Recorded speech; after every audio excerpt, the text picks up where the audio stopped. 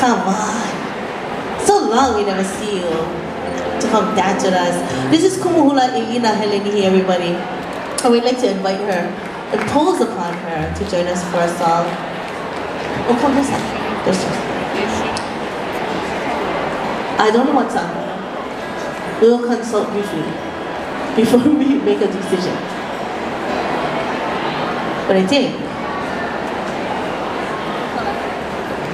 oh yes, we're going to do a song that I composed for my maternal grandmother with whom I shared a very close relationship.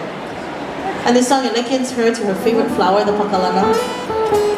And in this song, I see that she will mamaka mauno o loko. She will live, she will bloom forever inside of me as long as I continue to sing this song and talk with her and share stories about her with my children.